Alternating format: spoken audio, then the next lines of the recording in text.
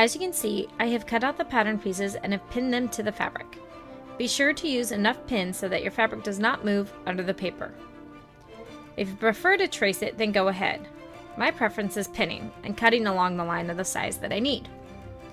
Another important part of cutting out your fabric from a pattern is cutting out the triangles. This helps align each panel with the other when you're sewing, also making it easier to identify the correct panel piece. For this particular pattern, you will want to cut one fabric and one lining of the front panel, and all other panels you will want to cut two fabric and two lining.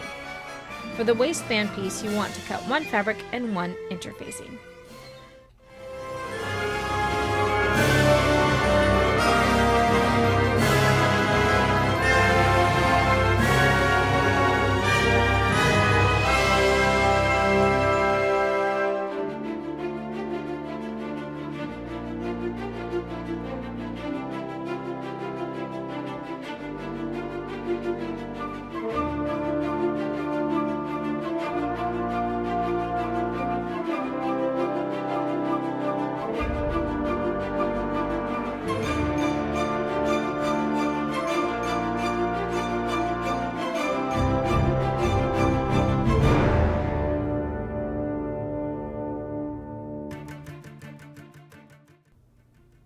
Next step is the sewing. You will want to start by sewing the side pieces to each side of the front piece, corresponding with the triangles we cut out in the prior step. My stitch length is normally set at 1.5 and I sew with a 5/8 inch seam.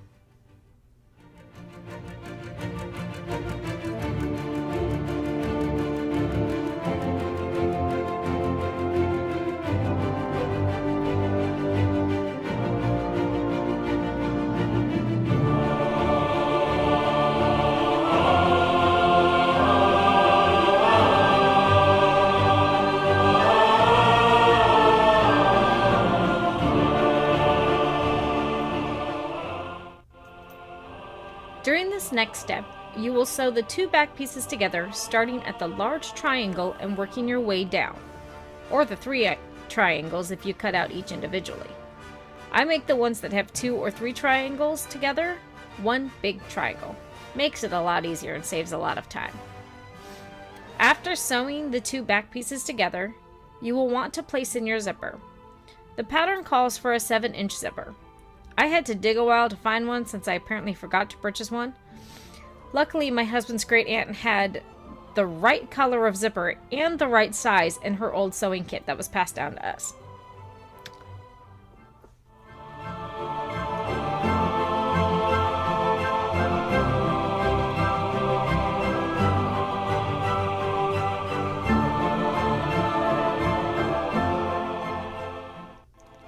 Make sure to put on your zipper foot before you start to sew your zipper on.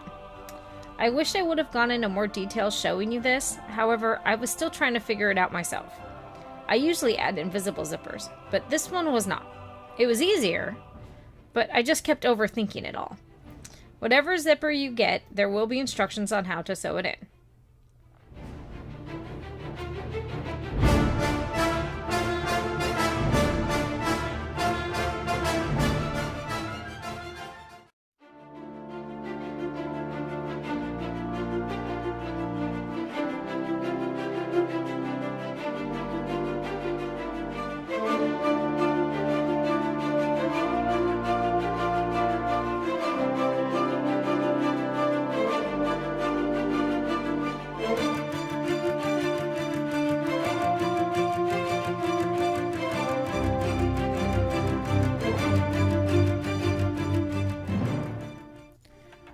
Once you have sewn it in, you will want to sew from the triangle up, either doing a backward stitch or turning your fabric around, sewing up until the end of the zipper, pulling it out as you sew.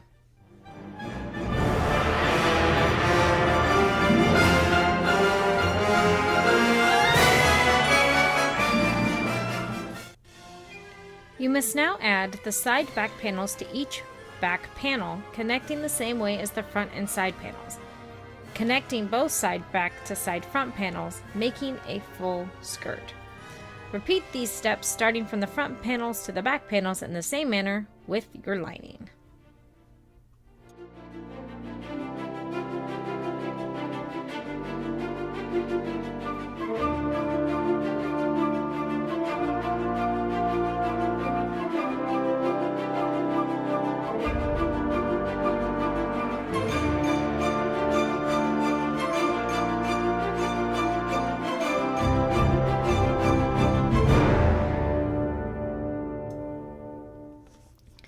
Forgive me for the angelic look that's going on in the video. I kind of forgot to clean the lens.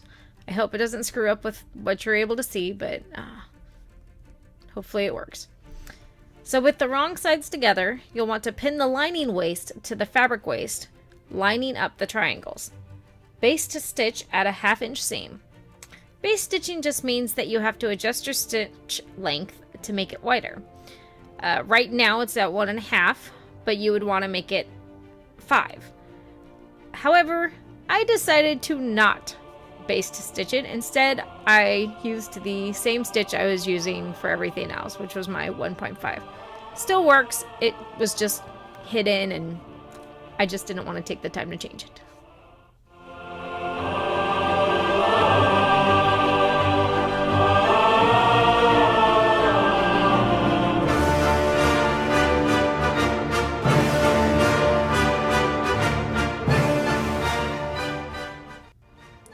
So I know I did not show this part, but make sure to adhere your interfacing to the wrong side of the waistband piece. Once you have done that, on the long side that has no triangles, fold once over and sew down the length. This makes a nice clean look when you sew it to the inside of your skirt.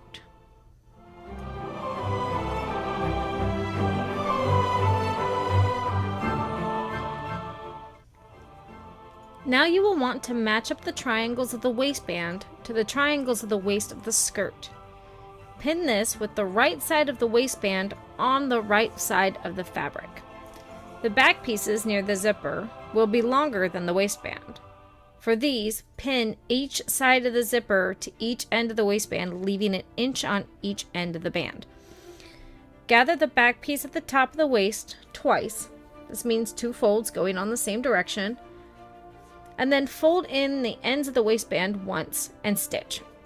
Sew at a 5/8 inch seam around the waist.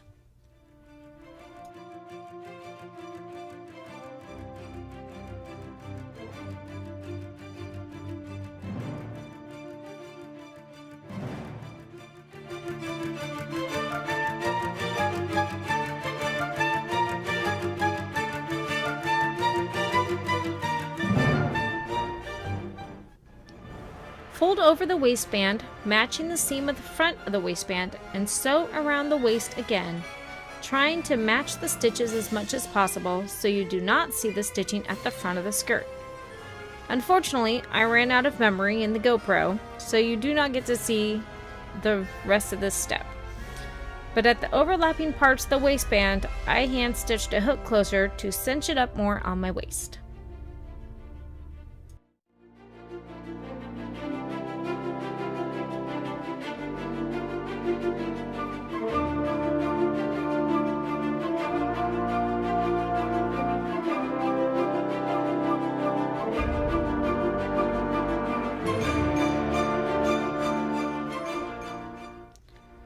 For this next step, we'll want to hem.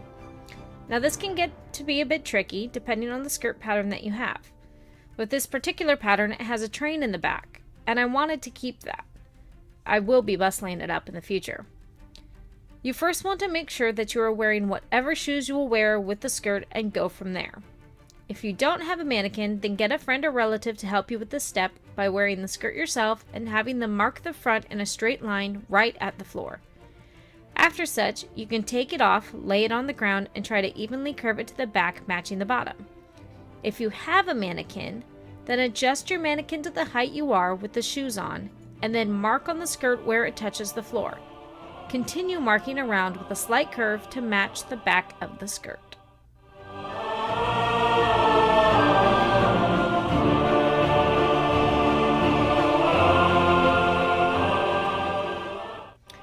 Again, I forgot to turn on the camera, but you will need to cut your fabric at the mark you made for your hem. The lining you will want to cut shorter than your actual fabric. I cut mine at about mid-shin, which removed the train of the lining. After doing so, you will want to roll hem your lining. This means you will want to fold once and fold again, then sew along the top edge. Depending on how good your marking skills are, this will either be easy or challenging. I'm thankful this was the lining, so I wasn't really caring too much about perfection. You can also pin the roll hem all the way around and then sew. I choose to do the roll hem as I go.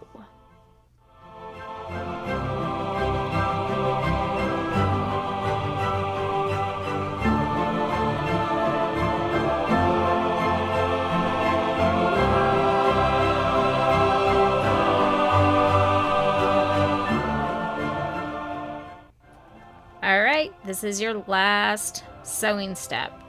What you will want to do is roll hem the same way you did for the lining for the fabric as well. After this, you will just want to iron it and enjoy looking beautiful on the creation you made.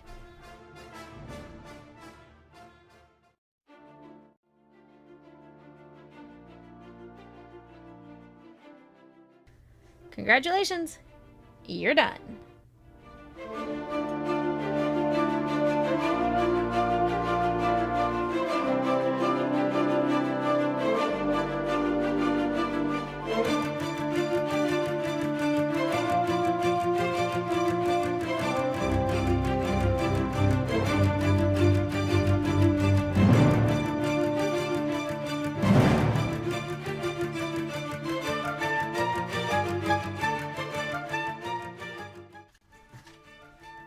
Hey everyone, so thank you so much for watching the video, and I hope that you will like and subscribe and share this video with all of your friends. There will be more videos to come, so be sure to check up and follow along, as we will be doing the jacket next for Steampunk Snow White. As you can see, this is what the skirt looks like with the corset. I have not tried on both pieces together. I've only done the skirt separately and then the corset separately. I have this theory that I don't want to try on the entire costume until I have gotten it all done. So like every piece I try on individually, but until the entire thing is done, I will not put it all together on me. I don't know. I don't know why I do it, but I do. So, but again, thank you so much, and again, subscribe.